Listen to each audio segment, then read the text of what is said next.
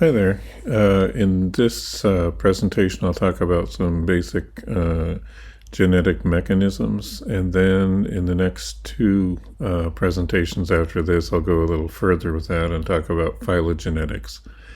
And this is all in preparation also for our further discussions of genomics, which is the third major section of this course.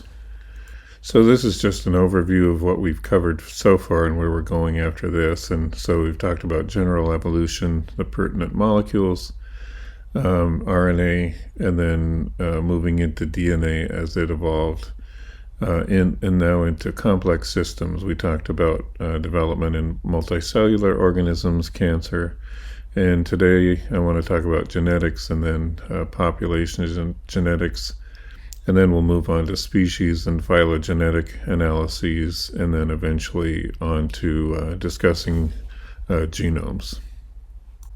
Starting in the 1850s, Gregor Mendel, who was a friar and an abbot in Europe, started his work to try to breed garden peas to make some improvements. They grew a lot of their food at the abbot. So his function was to work with these peas.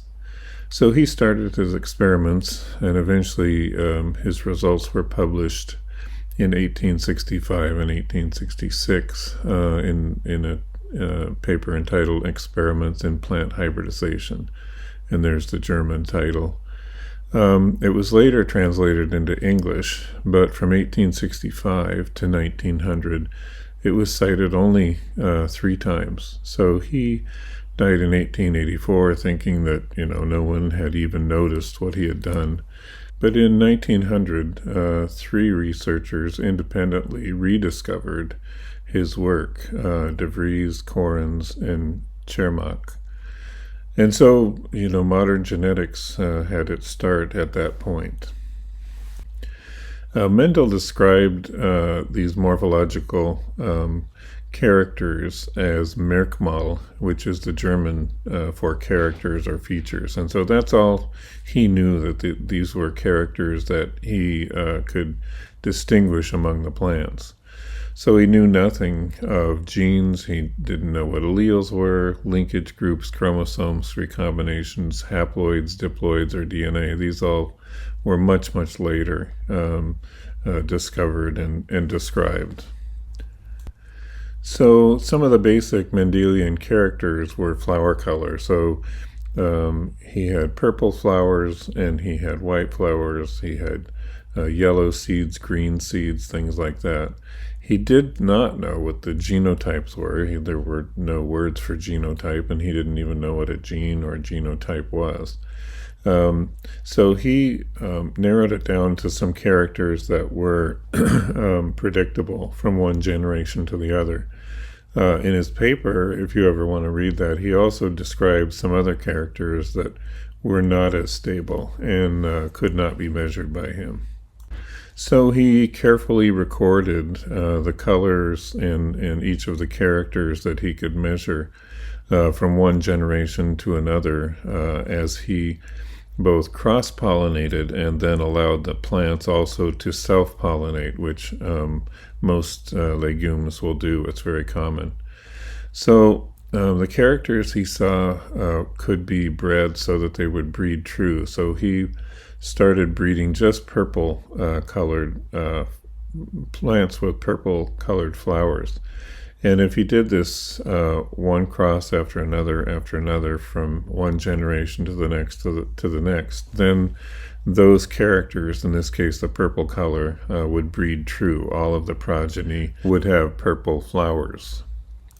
He also discovered that if he had the occasional plant that had white flowers, if he took the seeds from those white flowered plants and bred those for generations, that they also bred true. So for several generations in a row, you could get white flowers and only white flowers on those plants. When he took pollen from purple flowered plants that had bred true and fertilized a white flowered plant with that, or vice versa, took pollen from the white flowered plant and put it on the purple flowered plant to fertilize it. In all cases, he got, in the first generation, got all purple flowered plants.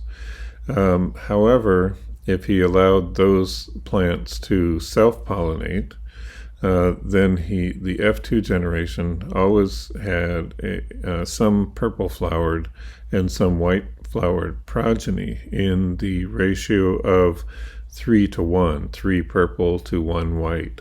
And so he started calling these the dominant traits for the purple in this case, and the recessive traits. That is, it was hidden in that first generation. So there's a recessive trait that was the white flowered plant in this case. So eventually in the 1900s, then, it was found that these plants and many eukaryotes were diploid, and they carried 2 alleles for each gene, sometimes more than that, but just in the simplest case, so that the plants that bred true and had purple flowers had 2 dominant alleles, BB, and the white flowered plants in this case had 2 recessive alleles, small b, small b. When those were crossed, then they formed heterozygotes. When those heterozygotes were allowed to self-pollinate, then those alleles separated because the gametes were haploid, and then when those were crossed, then you got a ratio of 3 purple flowers to 1 white flower, and they were actually in the ratio of 1 to 2 to 1, the homozygous dominant, the 2 heterozygotes, and the homozygote that had the recessive alleles. So Mendel was able to measure and carefully record 7 characters that had these so-called Mendelian traits that we call them now. So flower color was one where the dominant condition was purple, the recessive was white. Flower position where axial was dominant, that is borne on the side of the stem. Terminal at the end of the stem was recessive. Plant height, tall versus short. Pod color, green versus yellow. Pod shape, inflated or constricted. Seed color, yellow was dominant, green was recessive. And then seed shape, round versus wrinkled. When he measured 2 traits at a time, in this case, seed color, yellow versus green, and seed shape, smooth versus wrinkled, he always came out with a 9 to 3 to 3 to 1 ratio. That is 9 yellow smooth, 3 yellow wrinkled, 3 green smooth, and 1 green wrinkled.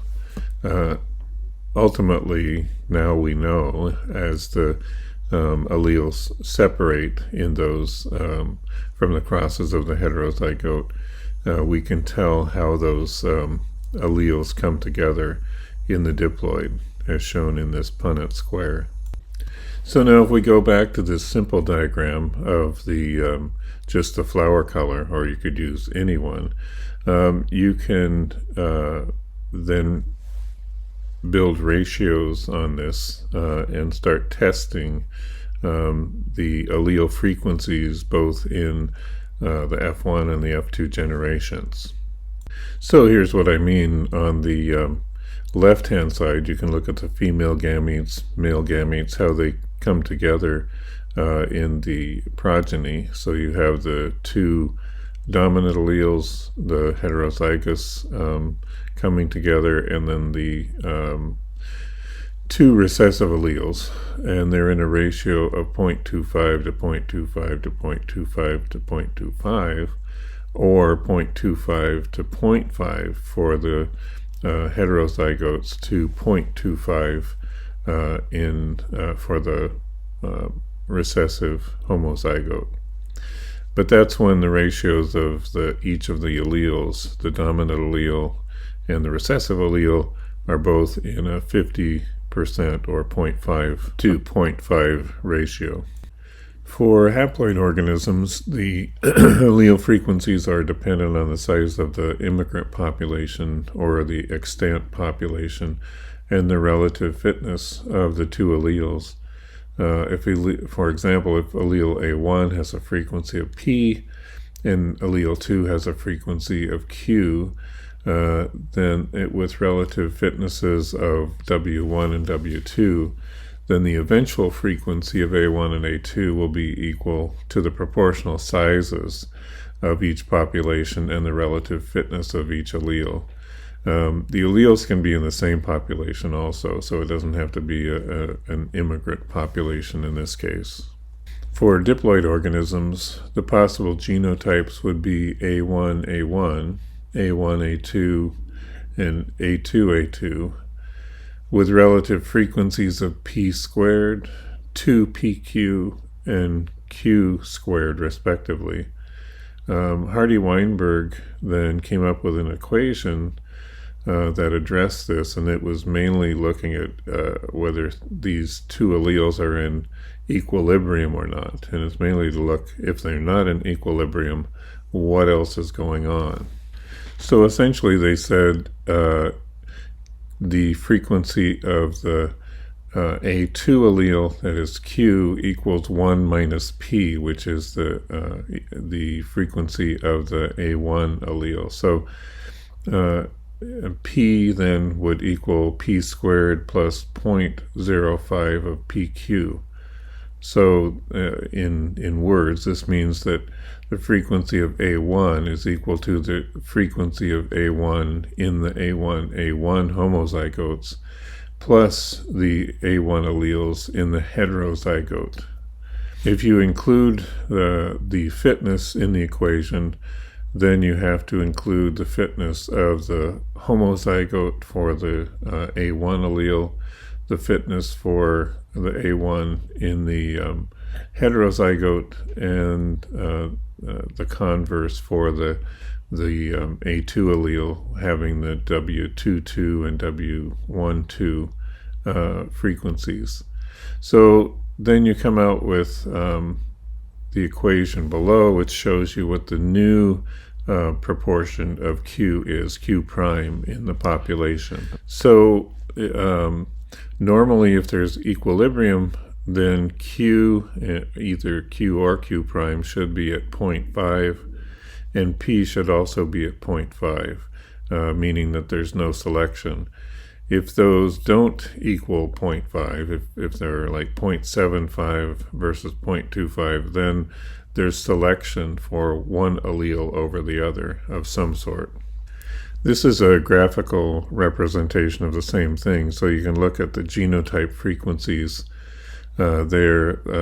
If you have the homozygous dominant allele, which has a proportion of P squared, you can see it goes from 0 to 1, and the same for the homozygous for the recessive allele, or Q squared. And then in the middle is the proportion of the AA, the heterozygote, which is 2PQ for the frequency. And so at equilibrium, where each is 0.5, then you can see that the proportion of the homozygotes is 0.25, and the proportion of the heterozygote in that population is 0.5.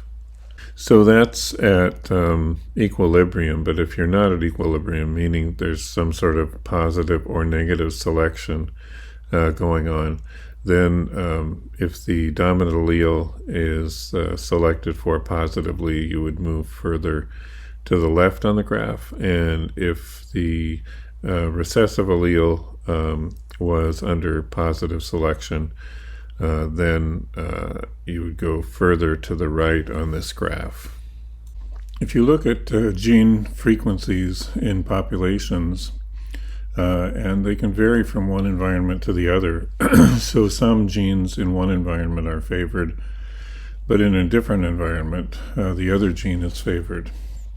In the first case on the left, if there's no selection, then the gene frequencies can change independent of one another.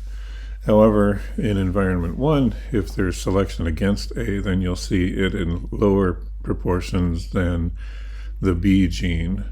In environment 2, it might be the opposite, where gene B is selected against. So you'll see an increase in the gene A, or gene A, or it can be an allele also. On the other hand, if you have selection in favor of A, it can increase in environment 1, where the converse is true in environment 2. If there is linkage between the two genes, that is, A and B are linked, then if you have selection in favor of A, then both will increase in frequency. And in environment 2, if you have selection in favor of B, then both will also increase in frequency. Conversely, if there's selection against A, then both A and B, if they're linked, will decrease in frequency. And on the other hand, in environment 2, if there's selection against B, both A and B, if they're linked, will decrease in frequency in that environment. If you follow particular alleles in a population, in the case of an advantageous allele, often they either disappear right away, or if the population is small or they're very advantageous, then there's rapid fixation in the population, and they will stay there in that population, remain for quite some time. Neutral alleles can go extinct. They can sort of increase, decrease, sort of randomly in the population, and they can either go extinct or some actually can become fixed. And neutral alleles are by far more common than things that are either advantageous or disadvantageous. There are several possibilities for allele proportions within a population. Some alleles go to extinction rapidly, some go to fixation rapidly, but more generally, there are some that are stable. The most common are those that are erratic, that is, they will go up and down, and this is true of most neutral alleles in the population. So here's a theoretical example where you start with two alleles, A1 and A2, and they vary in proportion within the population. Then a third allele arises due to a mutation or gene flow of some sort, and that goes to rapid extinction, followed by the rise of a fourth allele and the extinction of the A2 allele. And then finally a fifth allele pops up and briefly and then goes extinct, and eventually the A4 allele goes extinct, and all you're left with in the population at the end is the A1 goes to fixation and is essentially 100% in that population. Population size has a large effect on the proportions and changes in those allele proportions. So in a small population at the top, you can have alleles going to fixation rapidly within the population. You can also have alleles going to extinction rapidly, and all the others are pretty much erratic within the population. For a moderate-sized population, this narrows around the mean of 0.5. And then for very large populations, then these tend to concentrate around the mean of 0.5. And so for a large population, changes in allele proportions aren't very likely, but for small populations, the allele proportions can change very rapidly and very drastically. And this is why, in some cases, small populations of certain organisms can be in danger of rapid extinction as well. Here is a conceptual diagram of this. So if you start with a population where you have different proportions of different alleles, different genes, and that population shrinks, then you'll have a smaller number of alleles or genes to choose from. If that shrinks even further, such as over here, then you have what's called a bottleneck, where you have very, very low gene diversity and allele diversity within that group. Once those expand again, you still have low diversity because you started with a population that had a low diversity, whereas the population in the middle there, when it grows, it will have a greater diversity and so a greater chance of surviving in different environments or different conditions. Populations seldom are totally isolated, so over time there's immigration, which is called gene flow. So you have new alleles, new genes entering a population. Depending on the size of the immigration population as well as the original population, the results can vary from having no gene flow, even though a few individuals enter that population, to having an allele or a gene completely take over within that population. And that would usually only happen when it's a very advantageous allele or gene. Here is an example, and so in the middle you have populations 1, 2, and 3, which correspond to having one allele, two alleles, or three alleles. And those then blend with one another in different proportions. So a large dark arrow means there's a large contribution from that population, and a small arrow indicates a small contribution. So when they mix, you can see the different amounts of each of those alleles that wind up in those particular populations. And this, of course, is the case where there's no selection. So it's just essentially blending of those alleles within those various populations. If there were some selection, then you would see those proportions change, either positively for positive selection or negatively for negative selection for those particular alleles. Here is just one example, that is wind transfer of pollen and seeds in plants. So in some cases, you'll have gene flow, that is seeds blown for a short distance and then plants come up from there. And so they're contributing to the genetic makeup of the population through that movement. Pollen moves much further, so you can have pollen moving to up to several thousand kilometers sometimes. And then that will affect the population, the allele proportions in the population where they wind up. And then again, you'll get either neutral or positive or negative selection for the alleles that are entering those populations.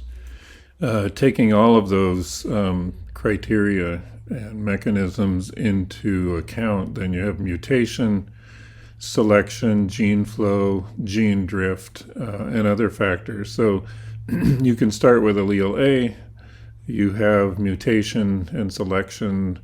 Eventually at a different time you'll have other alleles, A, B, C, etc. And then you're dealing with the proportion of allele A plus the proportion of allele B, etc., all the way down until the next generation, when you have more mutation, selection, gene flow, etc. Then you'll have a different proportion of those alleles and more mutation selection after a certain time. And so eventually you wind up with a fairly complex arrangement of alleles and movement of those alleles through the different populations in the different areas and different environments. So I've shown this figure before in some of the previous presentations, but I wanted to cover it one more time, because now I'm going to talk about differences between populations of unicellular organisms and then populations of multicellular organisms. So this is all the light areas, remember, are those are the proportions of unicellular organisms in each one of those groups, and then the dark areas are the proportion that you have of multicellular organisms in each case. So the genetics, the movement of alleles, the selection varies quite a bit among all of these different taxa. So one of the reasons for a lot of this variation is that there are many, many different life histories for organisms, ranging from large organisms to very small, including unicellular organisms, organisms that produce only a few offspring during their lifetime, and others that produce hundreds to thousands of offspring during their lifetime. The size of the offspring can be large or small, and going down the line. So you can have essentially different combinations of each one of these, creating a different form of organism, a different lifestyle, where they live, how long they live, how large they are, etc. Even when looking at a fairly limited sampling of organisms such as animals, plants, and fungi, you find quite a bit of variation in their life history. So in animals, much of the time, for at least most animals, the vast majority, is spent as a diploid organism, or the sporophyte. And a very small amount of time is spent as a gametophyte, that is a haploid organism. In fact, in humans, the gametophyte generation is only a single cell, unicellular, the sperm and the egg. For higher plants, most time is spent in the sporophyte. So the trees that you see, that's the sporophyte generation.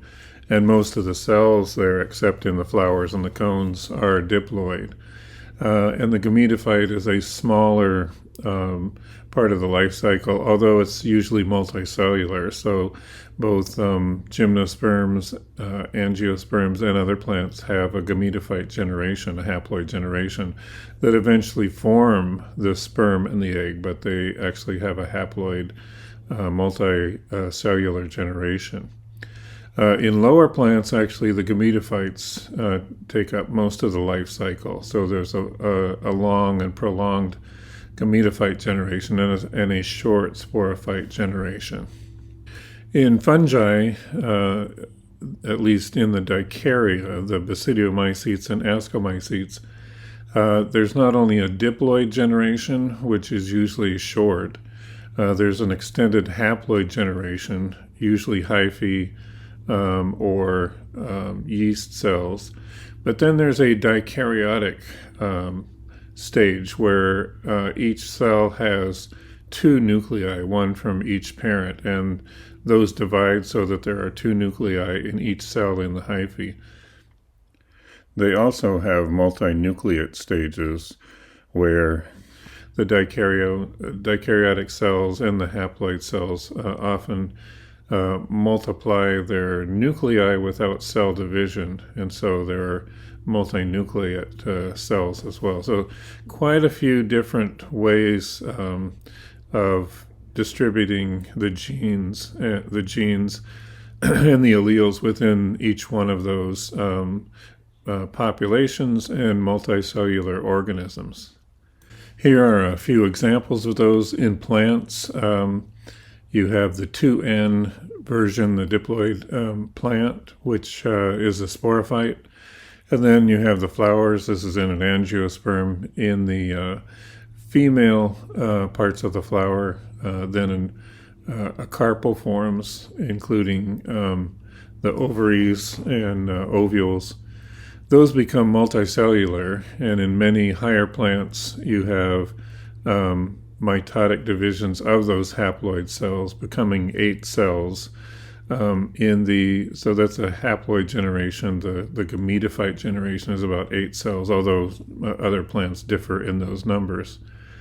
Also in the anther, you have haploid mother cells that then go through a mitotic division of the haploid, eventually forming 2 sperm nuclei that move down the pollen tube and another cell or another nucleus.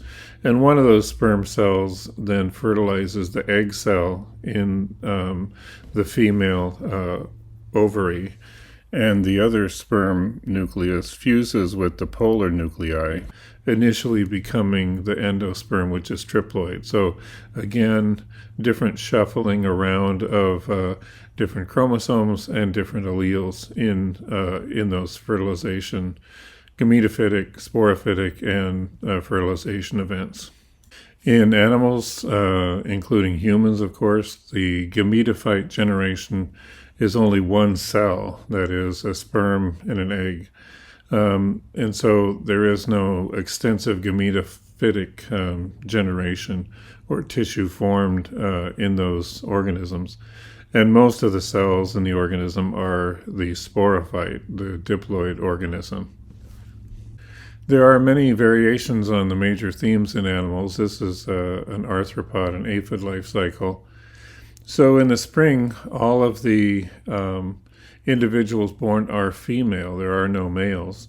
And so during the summer, when the feeding on the plants occurs, the female, by parthenogenesis, gives birth to clones of herself, small little aphids that then grow into females and do the same thing. And so you have clones and clones based on just a few females.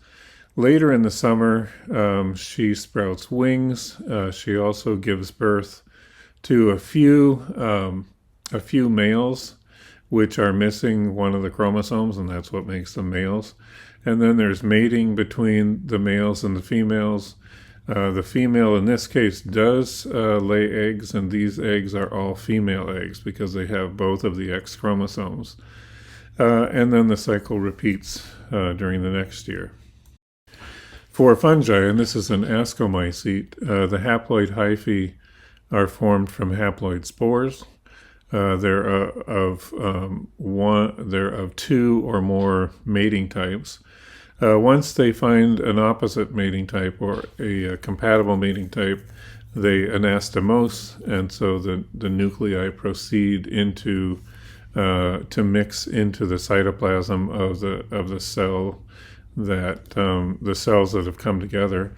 Some of those cells become multinucleate, and they bud off the dikaryotic cells. And the dikaryotes have one nucleus from one of the parents, one of the mating types, and one nucleus from the other mating type.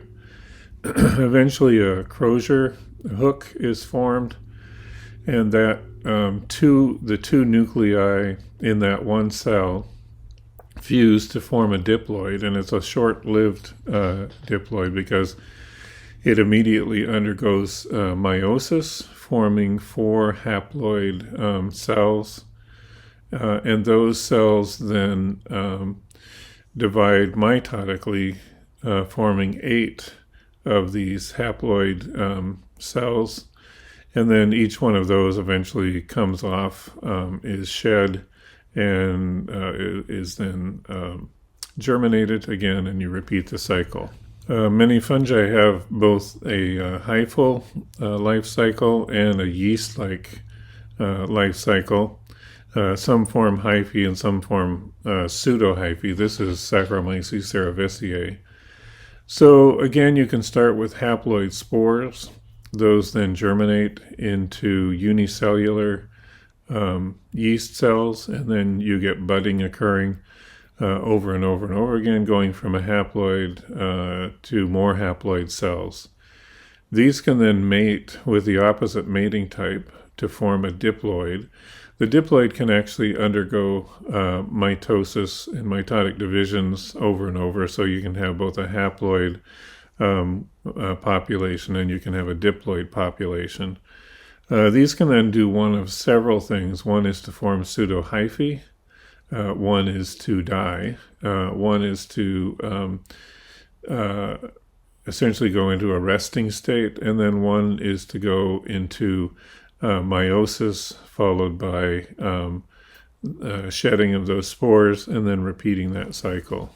So again, if you look at the alleles that are the alleles and genes in each one of these different stages of the life cycle, whether it's haploid, diploid, tetraploid, triploid, or whatever, there's a different combination of those genes and expression of those genes along the way. So there are many checkpoints as far as which way to turn, and there are many alleles that will cause different individuals and organisms to go one way or the other on some of these pathways.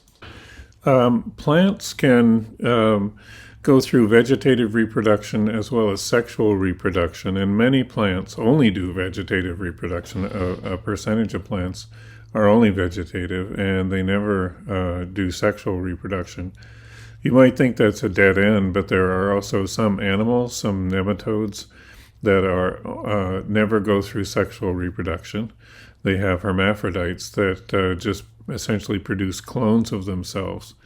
Many fungi also have an extended haploid stage, and they've never been observed to go through a what's called a perfect stage or the reproductive stage. And so many organisms for millions and millions of years, they may have once been sexual organisms, but now they're asexual organisms.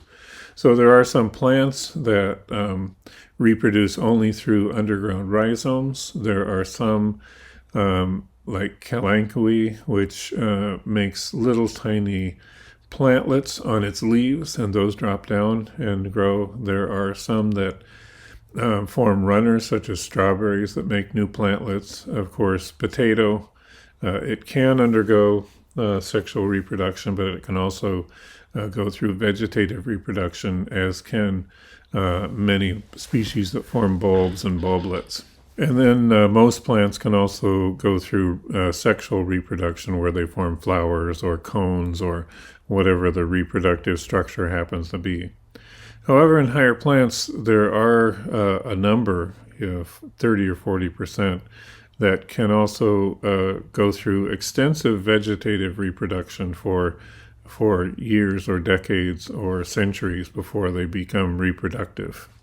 In genetics classes, you've probably learned about Mendelian characters, and maybe you've learned about non-Mendelian characters also. So Mendel studied these characters that were predictable and that he could actually make some sense out of. But there are many characters that are non-Mendelian for a variety of reasons. Here's the first example, and it has to do with a coloration pattern in animals called agouti, and you probably have seen this in many animals. But it's where the color of the hair varies from one part of the hair to the other. And in most cases, a pure agouti is kind of a yellowish color, but then it can be mottled with different types of coloration pattern. And this has helped with camouflage to avoid predators. Now, if you cross heterozygotes at two different loci, the A locus and the C locus, instead of getting a 9:3 to 3:1 ratio, which you would expect from a typical Mendelian pattern, what you get is a 9:3:4 segregation in the morphologies of the color pattern in those mice. This occurs when the expression of one gene and one set of alleles is dependent on another gene with another set of alleles for its expression. So in this case, the dominant A, is responsible for the agouti coloration, which is sort of a sputter pattern of turning on the pigmentation gene, whereas the double A recessive allele causes a black color, which means the coloration is turned on fully in all of those cells. On the other hand, the C locus turns on that A locus. So if you have either a CC dominant, the large C, or you have a large C, little c, then the coloration is turned on. Whereas if you have a double C recessive mutant, coloration isn't turned on at all. So then you can see you have the 9 agouti, the 3 black, because the recessive A alleles, and the 4 white because of the recessive C alleles. Here is another example, in this case for flower color. So again, both genes, the dominant allele is needed for both genes, both the color gene C and the purple color P gene. So as long as you have at least one dominant allele of each of the genes, the C and the P, then you get a purple color. But if you have a double recessive set of alleles for either the C locus or the P locus, then no color is formed, so you get a white flower. So in this case, you get a 9 purple to 7 white ratio in the progeny.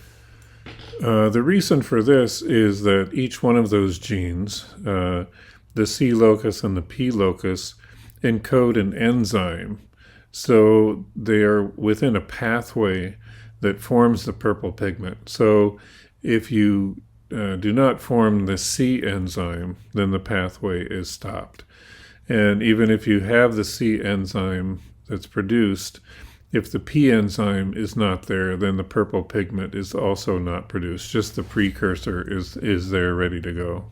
So here's another example of the ABO blood type groups, which essentially are Mendelian in a way, but then are a bit confusing also. So on the cell surface of the erythrocytes, there's a protein that sticks out that has a set of sugar groups attached to it by specific enzymes. So there's the AB, and the O type. So the genotype of A is either the AA or the AI, and the I means that there's not a gene there to add any sugar group to that. The BB is there, or the BI, which is again hemizygous, and it has the protein to make to put the glucose on there, but not another allele on the other chromosome. The AB is a heterozygote, and then the O has no allele at those two positions. Individuals that are homozygous for the A locus, or they have an A locus, an A allele, and on the other chromosome there's nothing, they're hemizygous, they make antibodies to B. Those that are homozygous for B or hemizygous for B make anti-A. Those that are heterozygous for AB make no antibody to A or B. And those that are O are homozygous for no allele at that site, and they make both anti-A and anti-B. Because of this, then the AB individuals are universal, not donors, but acceptors of blood transfusions. They can accept from anyone. And the type O are universal donors, but they're very restricted on what type of blood they can accept. They can only accept also type O. Another example of hemizygosity occurs in the sex chromosomes of Drosophila melanogaster. And in this case, the X chromosome in a male carries an allele, whereas the Y chromosome does not have a gene in that position, so it's hemizygous. So if you cross an eosine-colored eye male with a red-eyed female who is heterozygous for the red locus, that is, the locus, the allele on one chromosome is R, the red color, and the allele on the other chromosome is for the white eyes. Then you get a 2 in the progeny, you have two red-eyed, one Eocene, and one wide-eye. So the red-eye are the ones where the female donated the red chromosome, and the Eocene is on the other chromosome of one, and on the Y chromosome, of course, there's no allele. Whereas the Eocene individual is a female carrying the Eocene allele on one chromosome and the white allele on the other chromosome. And the wide-eyed individual has a white allele on the X chromosome and nothing on the Y chromosome. And we already discussed in previous lectures the non-Mendelian characters in broadbean as well as in flax, peas, other higher plants, where you can have one chromosome carrying a certain number of genes and the other chromosome carrying a larger or smaller number of genes, usually caused by unequal crossing over, which is shown here on the Vishafaba chromosomes at the secondary constriction. You have all of the ribosomal genes, and this is common in higher plants. But you can get crossing over because of the repetitive nature of those genes. They can cross over in many, many places along the chromosome. And so after a crossover, one of the chromosomes has lost a number of those genes, sometimes in the thousands of genes at a time. And the other one has gained those genes onto it. So instead of having 2,500 genes average, you get a crossover, and one of the chromosomes winds up with 1,500 copies, and the other winds up with 3,500 copies. And you can get larger or smaller crossing over events on those chromosomes. So in Vishafaba, anyway, you can have as much as a 12-fold change in the number of ribosomal genes within an individual plant, and up to a 95-fold change within a single population. We also looked at histone genes, and you can get up to a 7-fold change in the number of histone gene copies. And so a lot of DNA is being moved around from chromosome to chromosome in these cases. Another example, which I talked about before, is in flax, Linum usitatissimum, where there are 3 genotrophs: a small genotroph, which has about 136 million base pairs of DNA in its haploid genome, a plastic genotroph with about 150 million base pairs, and a large genotroph with about 158 million base pairs of DNA in its genome. Also, the relative weights or masses of these plants are: the small is about a relative number of 1, plastic 2, and large 6. Here's what they look like. Here's a large genotroph and a small genotroph, and the relative masses of each one of those is about a 6-to-1 ratio. As I discussed in a previous lecture, with the plastic genotroph, if you grow it in a high ammonium fertilizer, then it will change along the length of that plant. And so the seeds that you get off that will all produce large genotroph plants with more DNA in them.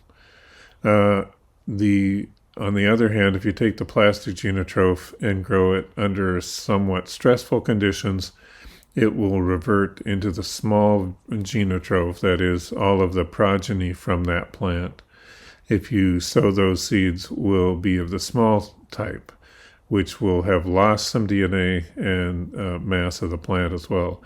And these will breed true for several generations, although eventually, if you grow them under unstressful or non-stressful conditions, the large genotroph will revert back to the plastic type, and the small genotroph will also revert back to the plastic type. So these are definitely non-Mendelian traits that are happening within these plants.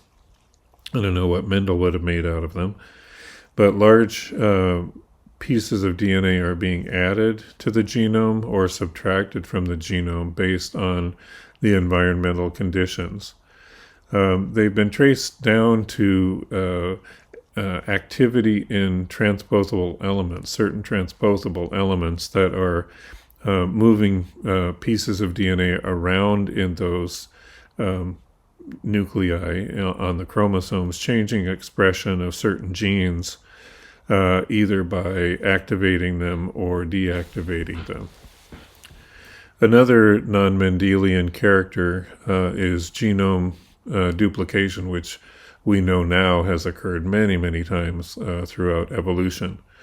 And this forms polyploid cells. Most of the time when this happens, it's probably not advantageous, and it might actually lead to death of that particular individual. But in many cases, there have been polyploidization events that then has led to an expansion of the number of genes in those organisms, of course, and fairly rapid evolutionary changes in those organisms.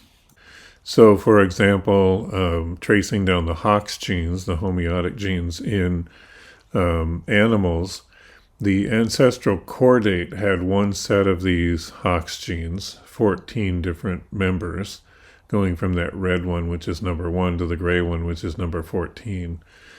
And then there was a whole genome duplication, which also duplicated these genes, followed by mutation and evolution of those genes, and then you got the jawless fish, such as lampreys and eels and things like that. There was a second duplication that led to cartilaginous fish, so now there are 4 copies, and we have those 4 copies too, although mutation and evolution have caused some of those copies to change from what are in cartilaginous fish, which are sharks. So we're along that same line. Diverging from that were the bony fish, and they had another duplication, so they now had 8 copies of those Hox genes, and then further mutation, diversification into all the fish that we see today. So you can trace these Hox genes back further, so going backwards from the mouse and the fish, and then the cartilaginous fish, the sharks, etc. You can go back to some of these chordate ancestors, including lancelets, sea squirts, and tunicates.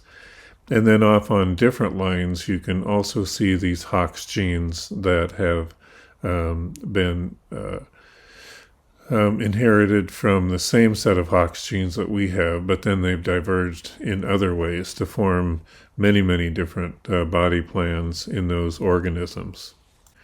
This is just a model of how some of those polyploidization events can occur, and then mutation after that. And so you can have the polyploidization forming duplications of the chromosome sets, but then you can have chromosomes breaking off, recombining, changing in length by quite a bit, and even exchanging genes among them, and then some genes can mutate. So in the end, even though you start with a set that is common between 2 groups of organisms, they can be quite different after a while, even within things like the Canis species, the dog species, and wolves. There are these chromosome changes that have occurred within them, and then, as you've seen from the cartilaginous fish to the bony fish, there have been a duplication and then diversification of the Hox genes from there.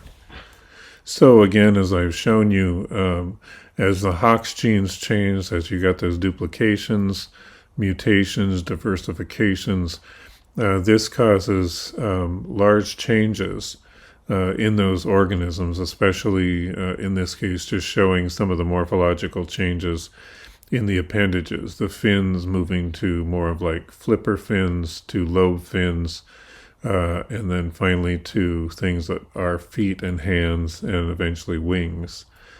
And the Hox genes aren't the only things that have changed. So this is just illustrating one set of genes that have changed during the polyploidization events. And these are really nothing that Mendel could have anticipated. So, although we start with Mendel as some very simple, predictable events and characters, we end here with a lot of different things that can happen that have been cataloged in the years since, especially since molecular biology and molecular evolution have been ongoing in the past 50 years. So this is the end of this initial part of talking about genetics. Next time I'll talk about how all of these molecular and genetic changes have led to the diversification of organisms, and then how we classify those organisms based on some of these differences. I will also go through the first part, the introductory parts of phylogenetics, which is the field of using genetic sequences, usually, to determine phylogenetic relationships, that is, relationships within the different taxonomic groups that we'll be talking about. And that will be the second step, which will lead us eventually into analyzing genomes and genomics. Okay, thank you very much. See you later.